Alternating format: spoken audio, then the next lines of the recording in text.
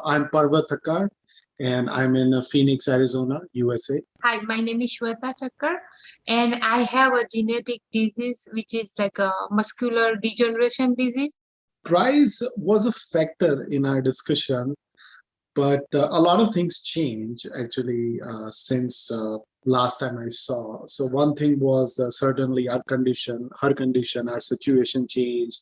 We now had a daughter who was ready to go to either school or preschool or somewhere, and then COVID was just getting into news.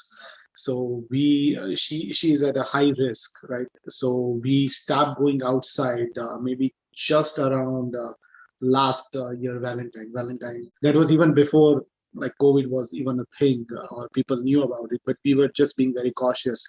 So if we are not going out, and as I mentioned, most of our meals were dependent on either buying something or eating outside. Our situation had changed, her condition had changed. And I saw a couple of videos of your other co-founder explaining AI being implemented, artificial intelligence being implemented, and making sure it uses the right amount of oil and things like that.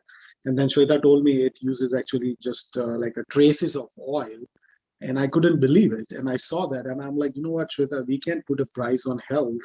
I mean, we gotta buy it.